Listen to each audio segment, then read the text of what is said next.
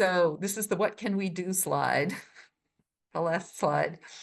Don't do the administration's job for it.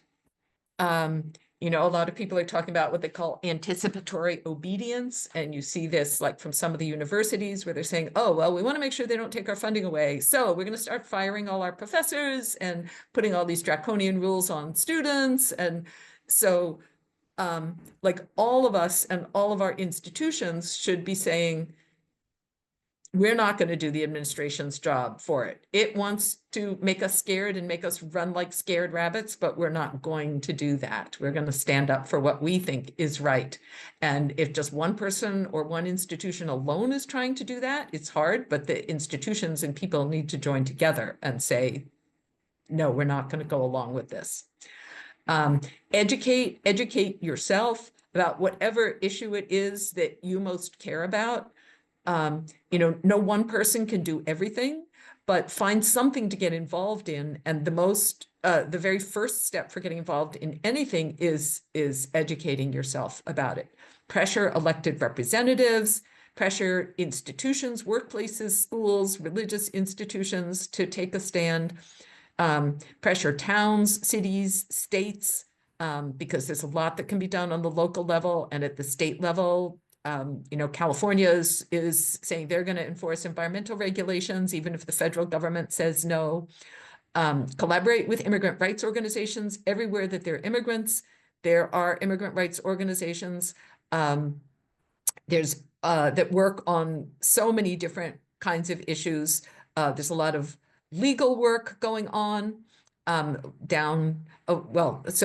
fighting for legislation to protect immigrants at the state level and at the local level, working with worker centers that are working for workers' rights, collaborate with immigrant aid organizations to be connected with immigrant communities and support them. There's places that give English classes. You can work as a tutor. You can help with translation, people who need shelter, people who need food, collaborate with legal aid organizations. All of the lawyers and law firms that do immigrant law are just overwhelmed right now.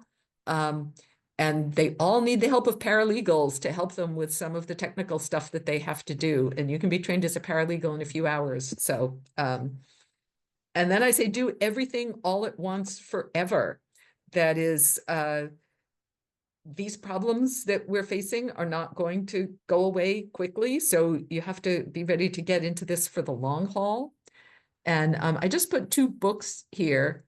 One is called The Revolution Will Not Be Litigated, and the other is The Revolution Will Not Be Funded. And The Revolution Will Not Be Litigated talks about how important it is to try to use the law and create better laws, but also points out that, and what we're seeing happening, the law is a really slow and protracted and complex system. And there's always an out under the law if you have enough money, as we're seeing, and power, as we're seeing with the Trump administration, that we need to litigate, but we need to see that as part of something bigger, that litigation is important as part of a bigger movement that has other aspects too. So don't just sit back and say, oh, well, the lawyers will take care of it. The same thing with The Revolution Will Not Be Funded. That is, nonprofits play a really important role in trying to bring about social change, but they also have really important limitations, which is they have to do what their funders want them to do, which means the funders are the people who have the money. Again, nonprofits, I think, are a really important part of the process of bringing about change, but we can't just sit back and say, oh, well, there's an organization doing that, so we don't have to worry about it. Well, so that's my inspirational ending.